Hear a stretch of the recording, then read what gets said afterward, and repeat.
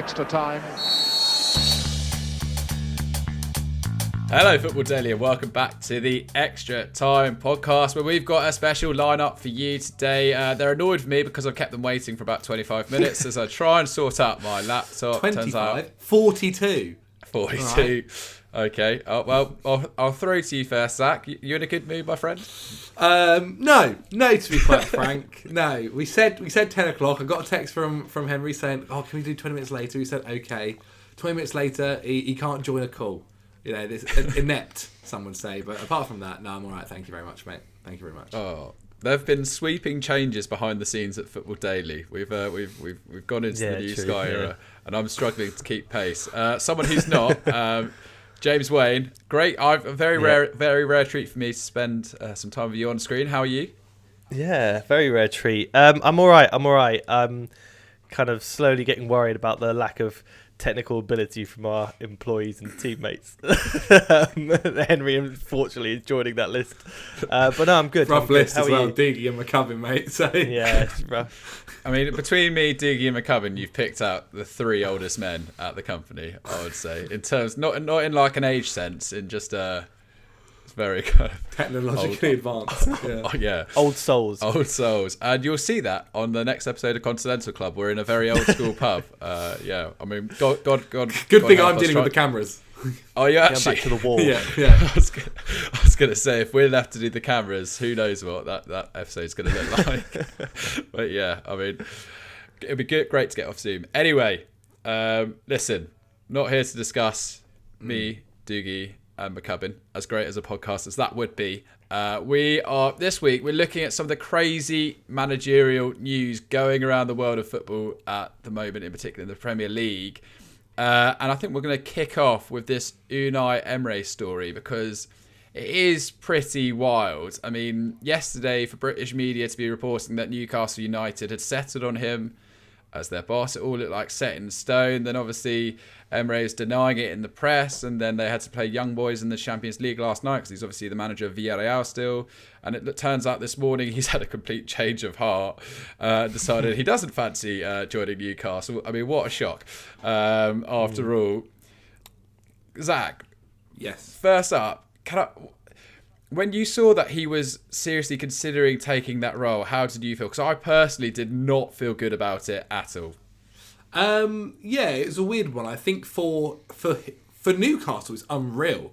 I think it's really, really good getting a manager in of the stature of Unai Emery. But from Unai Emery's point of view, I think it would have been a major step back. There's so many risks at the moment with this Newcastle job. No one knows whether they're going to even stay up this season, whether they'll be in the Premier League next year, where they can try and build on having all this money behind them. And so if they went and got Unai Emery and he didn't manage to keep them up and they went down to the Championship, Unai Emery managing in the Championship is just something that I could never have thought of in a million years. Yeah. Which is really weird. But again, like from a Newcastle point of view, it would be an unreal hiring and appointment. But I think Unai Emery he's the manager after whoever they get first. Like they need to get a manager who has dealt with the kind of relegation battle and trying to keep them up. Like maybe not to the level of what they had with Steve Bruce, a kind of better manager in that front. I've also seen names like Eddie Howe and those guys kind of be mentioned. I think that's probably the first step, is getting someone like that, not forever, not for taking you into the new era, but to at least keep you up and get you ready for another season of Premier League football when you can kind of battle and use your war chest to try and bring in players. However, that being said, it's not easy because if they're going to spend so much money in the summer coming, not many managers are going to be happy to just spend 6 months at the club until they go then get the new guy in after 6 months' time or so. Then no one's really going to be too willing to be the interim manager. Though I say that, they could just pay them a lot of money, and I'm pretty sure a lot of people would be okay with it. But overall, yeah, like from Newcastle's point of view, Unai Emery, unbelievable. From Unai Emery's point of view, to go from a Champions League club where you're doing pretty well, where you've just won the Europa League, to then dropping down to Newcastle, it is one of the biggest fall-offs I probably would have ever seen a manager do. It within one movement of a job. Yeah, I mean, James, if we look at what... So Guillaume Balaguer was on Twitter this morning saying that apparently Emery, he felt unnecessary huge pressure on match day and not a clear vision from the club. This is part of his rejection. And apparently his friends and his family told him to stay at Villarreal. The club saying that they were building around him. I mean, yeah, Newcastle have got 4 points at the moment. It would have been... It's not just like a click of your fingers, Emery in, they're staying up, is it? Like, that job would have been huge to try and take on Newcastle. It's, I mean, at least Emery's got good friends and family around him to kind of keep him away from the club. They need stability first and foremost. Like, Newcastle need to stay in the Premier League before they can think about pushing on. And we've seen in the past a Champions League to Championship move with Nuno when he went to Wolves. And that did work, but obviously we've seen him get the chop at Tottenham recently, but he did manage to get them up and get them stability within the Premier League. But Newcastle don't want that, and I think I know it sounds a bit. This might be a ludicrous shout, but for me it makes sense. What you need is Premier League stability, and you need to get yourself out of an absolutely awful situation. And as Brexit and as awful as it sounds, I actually think a Sam Allardyce, somebody who's willing to take the fall, because you need somebody. And he would happily be paid off. He will happily get paid loads of money and do it for 6 months. He will happily stay there until the next manager comes in. He will, he can stay there for a short amount of time, and he could be the fall guy that they need. As much as I, don't really want Sam Allardyce back in the Premier League. It does make sense to me. But I'm very glad Unai's not going for this, because he's building something very special, or he's already built something very special at Villarreal, winning their first ever trophy. I mean, the Europa League as well is not, the first ever major trophy, I should say.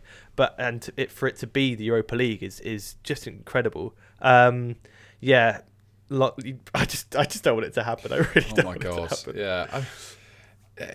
He's not just won the Europa League. I mean, great point about Nuno, but Emery is far more successful than Nuno. 100%. I mean, he's won so much with Sevilla, Valencia, even at PSG. It would have been wild. But Sam Allardyce, the Premier League, James Waine, you heard it here first. I know.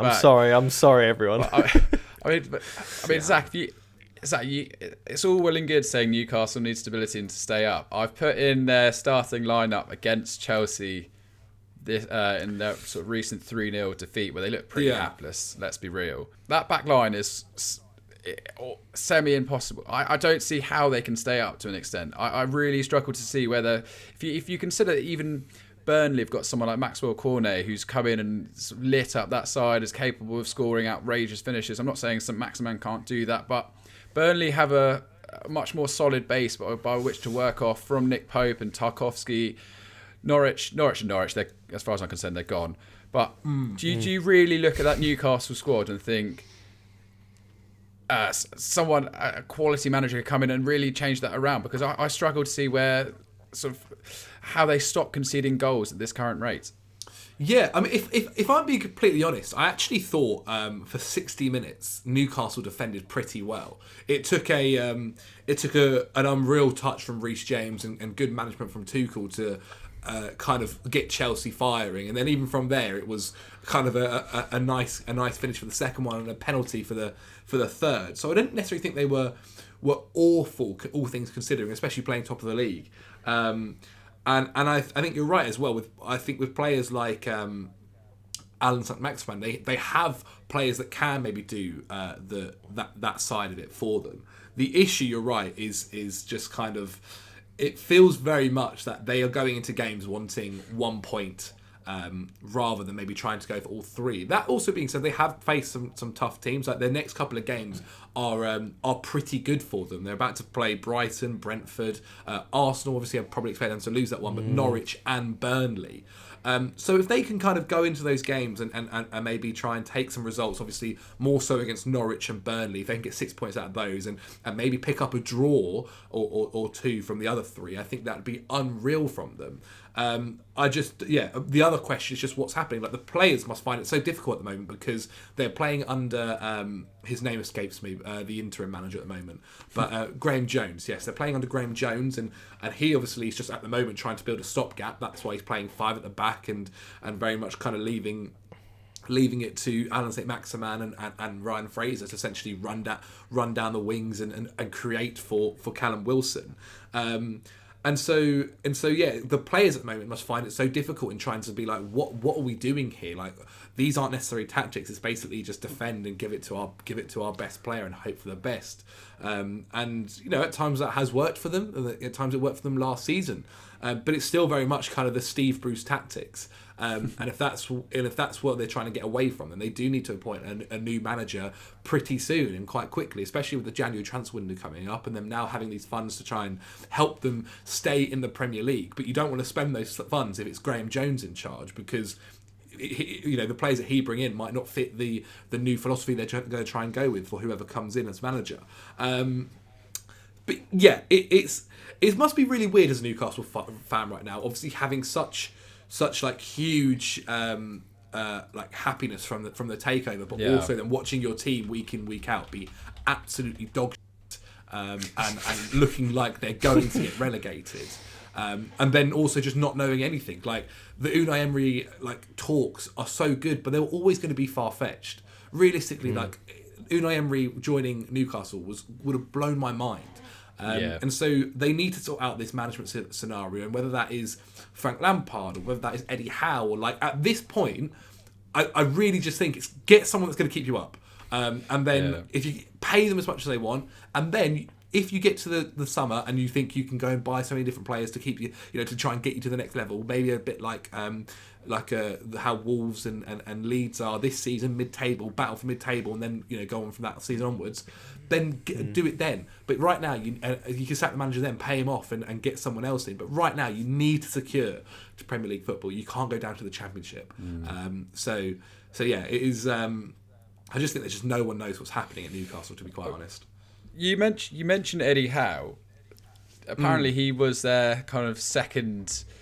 He was the runner-up to Unai Emery, and whatever talks were held over the weekend. James, do you see Eddie Howe as someone that could keep this Newcastle side up? I know you want Big Sam to come in and I definitely don't want him to come in. But I mean, Eddie Howe for me isn't the kind of manager just to knuckle down a tight defence and keep you up. He's someone that when you start trying to transition to a more progressive style of football, that's when you get him in. He's very good at sort of getting the best out. To be fair to him, he is good at getting the best out of players who perhaps weren't typically thought of at a certain level. We obviously saw him take a Bournemouth squad, which he was very loyal to, a very long way. With Ryan Fraser. With Ryan Callum Fraser. Wilson, right? Maybe I am wrong. But yeah, I mean, is Eddie Howe really... Do you think he'd be tempted by this Newcastle job, or do you think this is, considering how long he's waited, we obviously saw him linked with the Celtic job for a bit, do you think this is really the job for him to return to? It's difficult because if Newcastle approach him in the way, or he could do this. They could do this with a lot of managers. Approach it in the way of, okay, let's just kind of concede that going down is a huge possibility this season. We'll bring you in as a project manager. We'll go down. We'll give you what you need. Championship, when you come back, we'll give you what you need to stay in the Premier League. But this season's kind of a write-off. You start to bed in what you want, then it could make sense. But I think it's just a poison chalice, this job at the moment. It really is, because there's not really much you can do in this situation. Like right now until January, there is nothing really you can do to stop the rot.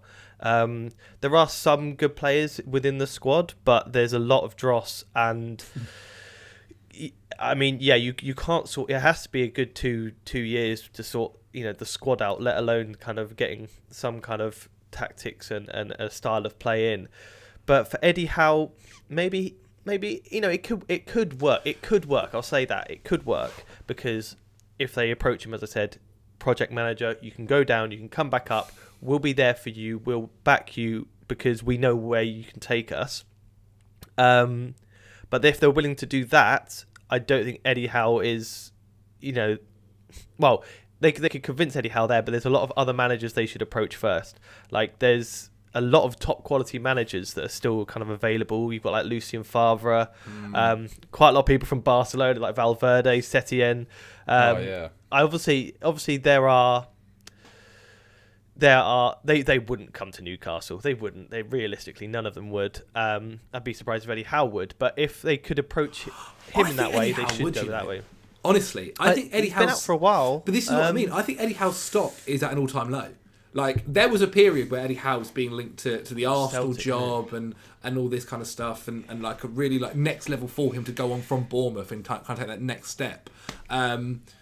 And he didn't do it, or maybe the opportunity never actually came and never was fulfilled. And then he got relegated with Bournemouth, and then he left, and he's he's out of the job. And since then he didn't move on quick enough to try and keep himself still not relevant, but in people's minds and kind of looking at that. Okay, he's still a good manager and stuff like this. He's been out. I don't know the exact time, but it feels like over a year now at least. And you have to for a manager, I think if you're out for over a year, you need to have some very good stock behind you before you leave. Like, and now I'm not comparing to Pep Guardiola, but for instance, when Pep Guardiola was out for a year, he'd just had time with Bayern Munich, right? He'd just won the treble or something with them. It'd been ridiculous for them. Others that I'm trying to think of another manager that was out for. Allegri, bless him. Somehow his stock didn't really fall. He left Juventus, was out for a bit, and then went back to Juventus after a couple of years. But for Eddie Howe, his stock, I think personally, is at an all-time low. And I actually think for a job like Newcastle would be brilliant for him to try and get that stock back up. And also a guy that Newcastle may be happy to kind of take them through to the next stage of trying to become a mid-table side. He definitely would go down to the Championship happily. I will say that, because he's been there, he's done it, he's been lower than that, so it's not like he realistically going to the Championship and playing a season or two there is an embarrassment. Like, he's a good manager, but he hasn't proven himself to be a Champions League manager yet. So definitely not. Yeah, it does make sense. All right. Well, I'll be really intrigued to see if Unai Emery says no. I was seeing that Keith Downey of like Sky Sports this morning was still claiming that Newcastle are confident they can get this over the line, but it'll be intriguing to see if they do turn. It took them 3 years to get the takeover over the line, and they were confident 3 years ago. Yeah, I know that it was all rushed through a little bit because Mike Ashley suddenly decided to sort of hit the green light on the move, but it is slightly 15 days after letting Bruce go, so they still have that vacancy there. I think Doogie made a really good point on Twitter, where he was like, for 3 years, like these guys have been trying to buy Newcastle, and it seems like they've had no plan. Like, they've made no plan over these 3 years on who the manager targets they want to try and get in, the players that they may want to try and get in over this time. Like, they've had so long to think about what they want to do with Newcastle when they take over. And maybe it came quicker than they actually expected. Maybe, because very much after that, we don't want to get too into it, and that's a whole different podcast. But very much maybe when the green light happened, it just went so quickly, and maybe quicker than they expected. But it feels like they've come in here with absolutely no idea what they want to do, who to replace, and essentially, personally, it feels like they just got rid of Steve Bruce because everyone was saying that's the next thing for them to do. Yeah. That's the popular move. All right. Well, I think it's a nice transition from one poorly run club into another poorly run club. Certainly on the managerial front. We're going to go to Spurs now, who seem to have really dug themselves out of a hole with one of the most outrageous managerial appointments I can remember in recent times. Genuinely baffles me how many good managers we now have in the Premier League. Because obviously Antonio Conte has given in to Paratici and Daniel Levi's dual charm offensive and has accepted the Tottenham job. I mean, Zach, how as a big Chelsea man, as someone who it's already sort of like pretty hard to get to the top four, does this make you nervous? Are you quite nervous about this one? It doesn't make me nervous as a Chelsea. I think Chelsea will get top four. Like I think we've seen enough this season to kind of confidently say that. I don't want to sound too cocky. Of course, anything can happen. But I mean, if I was Leicester, if I was Arsenal, maybe if I was West Ham, like I'd then be I'd be quite annoyed. It'd be very, very frustrating to see Spurs kind of go through get it so wrong and feel like sweet that fourth spot is opened up. And Manchester United as well, I should say. Sorry, I'd be very, very annoyed. Yeah, to see them going higher. Essentially, the one of the best 5 managers in the world, in Antonio Conte. Like he's so good. And annoyingly, personally, he's probably going to be really, really good with this Spurs squad. Like, he's got so many assets here that he would have loved. He's spoken before about how much he loves Harry Kane and thinks he's the best striker in the world, and how he can do everything that he wants him to do, works hard for him. And I mean, God, Kane must be laughing. Honestly, he got convinced to stay and was like under this Nuno project, and you could just tell it wasn't working for him. And now he must be so happy to see that they've got Antonio Conte now in this dugout, and a manager that he probably will feel is the level of manager that he wants to be working under, one of the best in the world, who's gone there and won titles everywhere he's been, as recently as last season. And so he must be honestly like laughing his head off and being so when he saw the news that Antonio Conte is accepted. Honestly, he must have been over the moon. He couldn't have been happier, because obviously I don't think he probably would have preferred to work under Pep, but Antonio Conte is a good close second to be way working better than with. Nuno. Exactly. I mean, I said on Winners and Losers, like, I did feel sorry for Nuno and all that kind of stuff, but like as a Spurs fan, like, to bring in Antonio Conte, like, it couldn't have been better for them, especially after all the news about Manchester United and you know, all that stuff about them going to be the El Sacco, whatever it was called, and a lot of links for Conte to go to United and how it would be so good for Manchester United, and he probably would have maybe won them a Premier League possibly in his time there.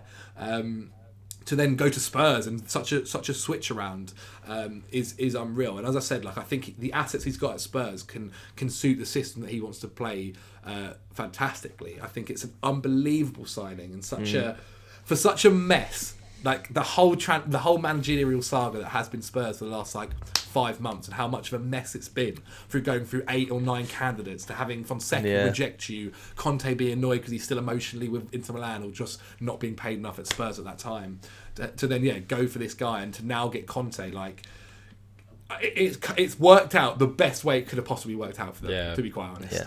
Yeah, 100%.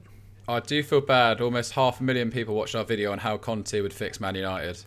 But never don't worry, we'll do how we'll fix Spurs. Well, I mean, speaking on that, what I'm fascinated to see is his relationship with the ownership when it comes to getting the players that he wants in. Yes. There is that great quote, like he said at Juventus, they want me to dine in a €100 restaurant with €10 in my pocket or something like that. They're basically saying that they don't give him enough money to do anything.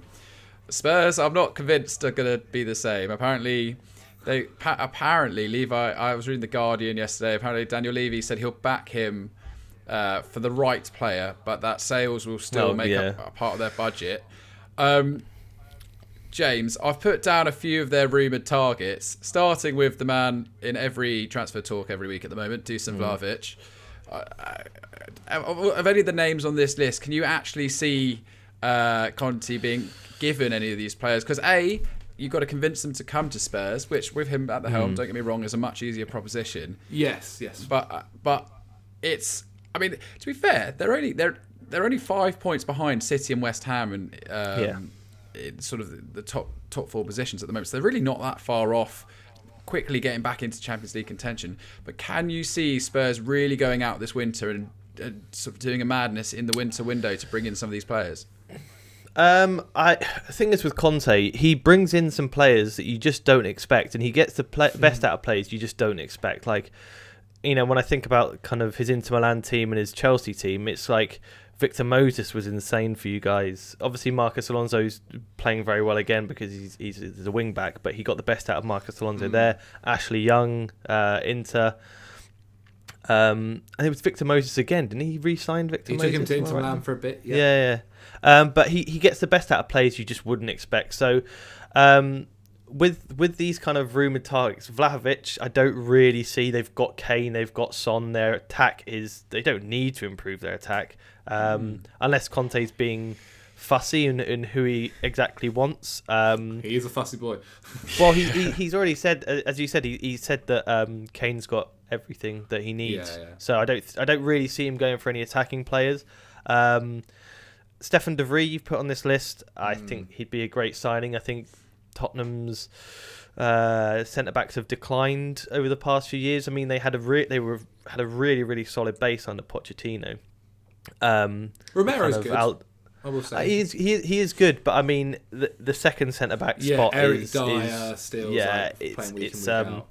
And when you when I think about Tottenham centre backs, it was a kind of Vertonghen and Alderweireld combo that I thought was extremely good. Obviously they've both left now and declined before that, but yeah, Stefan de Vrij and I've forgotten his name now. You just said it, Christian Romero, isn't it? Yeah. Would be a great pairing, and I can obviously Conte prides himself on his defence, so yeah, I could easily see that. But the thing is, you can't expect Conte to sign, let's say, normal players, because he will get the best out of players you don't expect. So he'll find, I don't know, Emerson Royale and make him into a superstar. Oh, mate, Højbjerg's going to be unreal under him. Højbjerg, he's already so as well. Yeah, it's a bit of a wild one when Conte comes to a club, because you don't, if he's got certain things in place like a striker, then of Kane's. I mean, like when he was at Inter, he was like, right, I need Lukaku. He wanted Lukaku at Chelsea. He finally got him at Inter. He doesn't need that. He doesn't need anything attacking, really. When you look at Tottenham's side, you've got like Bergwijn just chilling, not really doing much. There's so much depth already in that squad. But yeah, defensive players, I can definitely see him grabbing a good few. Oh, I love, you know what? If Conte doesn't like a player, it's for a good reason. Do you know what I mean? I feel like people respect his decision if he. I heard him say he'd rather kill a lazy player than have him in his side or something like that. This Zach, this could be for players like Dele Alli who are really struggling. This could be the moment it makes or breaks his kind of career at a top 6 Premier League side. Because if Conte turns around and says no, then there's no way back for him in that Spurs side, in my opinion. I agree, mate. And the thing is, it's like his 4th chance now in a row. Like every time he's fallen out of the side, the manager gets sacked, and he gets a new love. He gets a new manager that loves him for a little bit. And I think this will be his last chance. I think if there's going to be one manager that is going to get Dele Alli to work hard, and actually, there are periods where I thought he did work hard during Nuno's spell as well. I particularly think the Chelsea game. I remember him. Really putting in a shift. I don't necessarily think he was effective, but the guy's tracking back all the way. I saw him putting in last challenges and last blocks for his side. So I think he has that ability. But if there's one manager that's going to essentially give Dele Alli his final test at Spurs, it's going to be Antonio Conte. And like, as much as I'm a Chelsea fan and they're Spurs, like I really, really like Dele Alli. I always have liked him, and I think it's so sad to see his decline and how it's happened. I think Dele's got a huge chance here, and it's definitely his last chance. Like I don't think Spurs can give him any more chances. Like right now they've given him the best manager he'll work under again for the rest of his career in Antonio Conte. And if he proves him right, like he can be so vital to this Spurs side and play in kind of and possibly a 4 in that kind of in a front 3 essentially with Son and Harry Kane. Like that's how I personally think they'll line up. Yeah. Maybe a 2 up top and Kane and Son being those strikers. Dele Alli's got a huge chance here, and the same with Ndombele. I think it's kind of rough as well for him. Like he finally got back on the good side of Nuno and started playing and playing decently well as well. And then he's gone back out and he's going to have to work hard. And we know that at times there's been stories coming out of Spurs that during the training he wasn't working hard, but he'll have to with Antonio Conte. I think it's going to. There are a few players there that are going to have an interesting time. I'll be very, very interested to see how Skip's going to be used there. Yeah. I mean, he wasn't. Conte isn't necessarily known for favouring, giving young players a chance, and that seemed to be what Nuno kind of liked in Skip. He was happy to give him minutes with Højbjerg in midfield. Whether that happens, I'm not too sure. So there are a few players who might be looking at this thinking, brilliant, and then there's players like Skip that might be thinking, oh god, like I might have to go on loan again in January, to be quite honest. But I mean, overall, like it's a great thing for Spurs to get him in. I think finally, they've got in a manager for now. Like, so many of their players are in their prime now, and they need to be used at the very best now, and not getting a manager in who's going to build a project like they kind of maybe possibly did with Nuno. And I mean, they attempted it as well with Jose. It has to be said, it didn't work out quite as well. But I also think Jose isn't the same manager he used to be a few years ago. But with Conte, they have got in a manager who is in his prime and knows how to play brilliant league football. Don't know about domestic European, but I mean, he's in the Conference League. Realistically, he should be fine. But in the Premier League, he can make a really formidable side that are hard to play against and really, really strong. And he's got the best. He's got some unbelievable assets to do that with. And so, yeah, I think he's got a really, really good chance at making Spurs very, very strong. I don't think they're going to win the league now or next season with him, but they're definitely going to be fighting for that Champions League place, and maybe next season even fighting near the very top. But yeah, that's my piece on Conte. I can see him taking one look at the Conference League and being like, no, we're not. Skip. Send his assistant out. There's your minutes, Skip, mate. That's your minutes there in the Conference League. You enjoy them. You take them. I agree. I worry for people like Harry Winks as well. But I mean, Conte's my god. Yeah, if you look at his record is just nuts. I've put down his win percentage, 67% at Juve, 56% for what was considered a fairly poor Italian team, 65% at Chelsea. I think that's the second highest, isn't it? Something like that in Premier League history, and then 62% at Inter. Exciting times for Spurs fans, whether you like it or not. All right, we're just going to move on to another couple of stories here because Paulo Fonseca. I don't know who his agent is or how he's managed to drip feed his name into every single story so far. Is he really the only? He's like the only single guy at a wedding. It's actually getting embarrassing. He's like the only average manager available at the moment. They're either awful or they're he's like the unreal. wingy of managers. Yeah, it's so true. I mean, you said Ernesto Valverde. I don't know why his name's not been bounced around. There's so many good managers available. I checked on a list beforehand. Obviously, Koeman's just been sacked. Well, obviously, he's not good. The best of managers, but I mean, he's okay. Right. Yeah, pretty much anyone who's managed Barcelona over the last 4 years is still lingering about somewhere. Yeah, just waiting in a retirement home somewhere. All right, well, listen, Dean Smith, poor old Dean Smith from Aston Villa, sort of Brummy through and through. It looks his name is currently below Daniel Farke on the betting odds as the person most likely to get fired next. We're not going to discuss Daniel Farke. I think Norwich are going to. I read this great article in the Eye the other day, which described Norwich as stuck in purgatory between being too bad for relegation. Too bad. Yeah, you know what I mean. They're too good for the Premier League, too good for the Championship. Yeah. Exactly, and they're just stuck in this horrible cycle. And it was kind of funny. It did make me think. That was a good article. I recommend people checking out. But yeah, Dean Smith, he's actually done a great job establishing Aston Villa in the Premier League. Obviously, it's not looking great at the moment. I think 4 losses on the bounce. It's they're really struggling for goals. Danny Ings 1 in 7 at the moment. Leon Bailey's only hardly playing. Bear in mind, they spent 90 million on him, plus Buendia, who's only got 1 goal and assist from almost 500 minutes of football. James, do you feel sorry for Dean Smith, or do you think he's genuinely, if their form doesn't pick up soon, he could be in serious trouble? Knowing the way the Premier League works, his job is probably under scrutiny a little bit, and he is at risk of being fired. But I think it's a little bit unfair. He's done. I know Aston Villa have spent, even before this, have spent a lot more than people realise.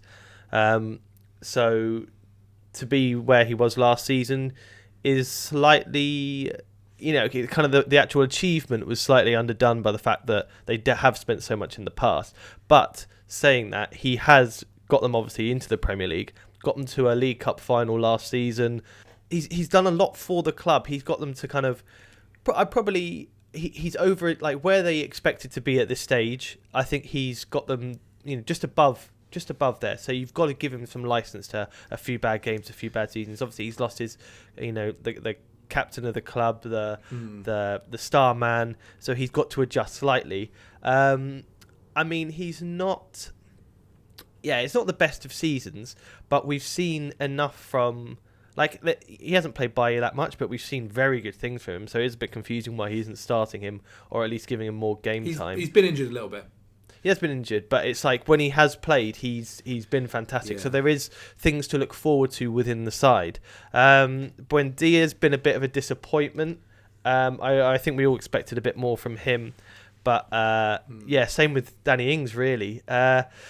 So it's one of them ones where if the players like Danny Ings and Buendia and Leon Bailey play like we expect them to, and it's not like Dean Smith is a manager who can't get the best out of them or can't get decent performances out of them, then they should be fine. So personally, I don't feel there's any need to sack Dean Smith. I think he should be given...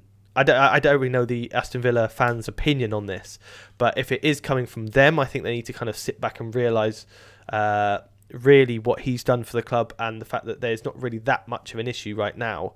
There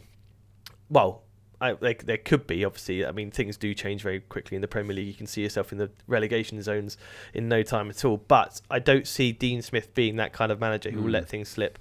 And at this stage, it's a bit ridiculous in my eyes to talk about Dean Smith getting sacked. Yeah, I think a lot of people sort of pinned all of their success on Grealish, and don't get me wrong, he was incredible. But I remember that first season they're back in the Premier League before the Premier League got put on hold because of everything that happened. Their defence was shocking, but actually it was Dean Smith along with John Terry who went away and figured out a way to fix their defence. And really the backbone of the reason they stayed up that season was the fact that they managed to go watertight, and that shows a good level of manager there. Obviously he's lost John Terry. I think that's a big loss to his back staff as well. Loss, But I mean, Zach, how do you feel about that? Do you think their success was rooted in Grealish, or do you think perhaps he's just being overlooked? Because it's an incredibly tough league at that part of the table at the moment. No, I think simple answer is yes. Like, one of my mates is a Villa fan, and he said recently it's not been a great watch. Some of their games, particularly was it Watford? Was it Watford? No. There was a game recently, I can't remember exactly what it was, where they lost, and I remember he telling me like it was really, really bad. And I think it's tough because I really liked Aston Villa's business. I thought they were quite smart, and look, they were never going to be able to attract a player who could replicate what Jack Grealish did, where everything goes through him. Every single one of their attacks in some way, shape or form comes from him either creating it or finishing it off, as it did last season. And a guy who's essentially going supernova for them for Villa. And so I thought they were pretty smart in, okay, look, we can't buy one player to replace that, so let's hedge our bets and buy several players. Danny Ings I thought was a really smart move. So far, sadly, it's not quite worked out, but I backed Danny Ings to kind of pick it up. Bailey I thought was really, really smart, and he can only get better. He's a fantastic player for them. And Buendia, I think we all agree is a really good signing as well. And so along with Ollie Watkins as well, I thought they had a front kind of four, whether they played 4-4-2, whatever it may be, that can be really, really effective. But also, it takes a while for them. It will take time. It's going to take time for that to kind of for them to mesh and for that to work. Like, because you're completely changing your system. Instead of being a team that is going directly through one player to create and score goals, you are now going into several ways and to not just on that left wing where Jack Grealish was playing. You are now also creating on the right. You're now, you're going through different players to create opportunities, and it is a very different kind of system to what they were playing last season. Again, though, they have been rubbish defensively. To drop your club captain in Tyrone Mings and a guy that goes to England for you is a big statement on how you think he's been playing this season and how you think you defensively have been this season. Matty Cash has been brilliant going forward, but not so good defensively. Target the same. I think is it House. I actually quite like House, and obviously we've applauded Conte brilliantly as well.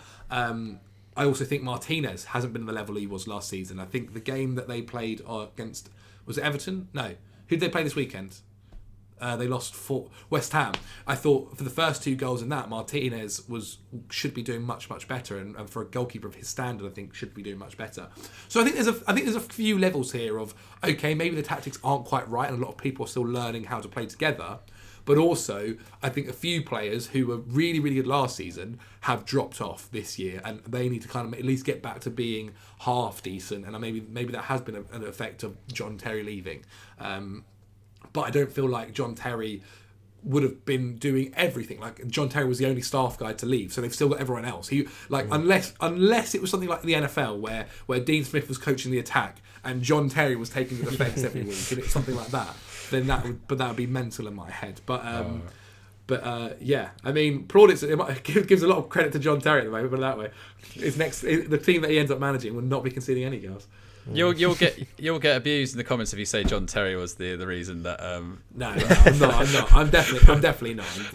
Listen, to be honest, I genuinely think Tyrone Mings is overrated. I really do. I'm not surprised he's been dropped. I think it's remarkable that he's been in that England setup for as long as he has.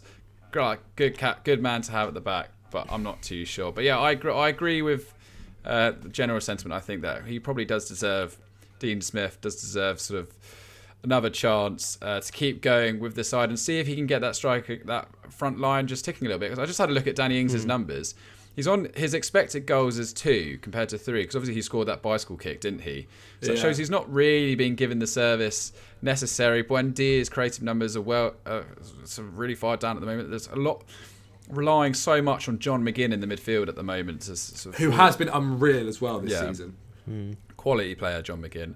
So let's just see if they can get that thing. I can see them going on a run sometime soon. Just quickly, the next name, and I think this is outrageous that he's being tipped for the sack already. Rafa Benitez over at Everton. I think he's been soured by the fact he had such a good start to his life there with so little expectations, having signed Andros Townsend and Damari Gray. I mean, James. Obviously, it's not great. They've only won one of their last 7, lost to QPR in the League Cup. But, I mean, they're still 10th in the Premier League. I'm not quite sure where people are imagining Everton to be. They live in a slightly bit of a dream world from time to time. Yeah, I think coming from Ancelotti, though, they were living on a high with Ancelotti, really, because he was getting the best out of Calvert-Lewin and they were playing kind of decent, fun football and they were doing well. And then Rafa's come in, and as you said, he started well, but I mean, the Watford loss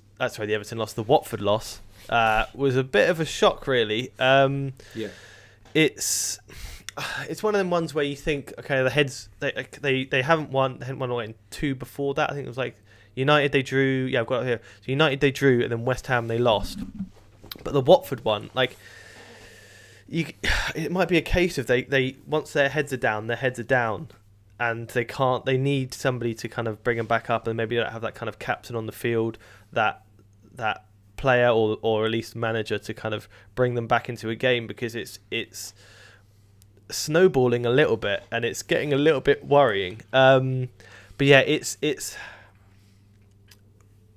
hard for Rafa because Calvert-Lewin's out. I mean, he's on bloody Monday Night Football these days. So your best player, your star player from last season, the guy who gave the most entertainment, kept the fans happy, is out. So it's obviously going to be more difficult. But yeah, it's a little bit premature to once again, like Dean Smith, to be calling for his head.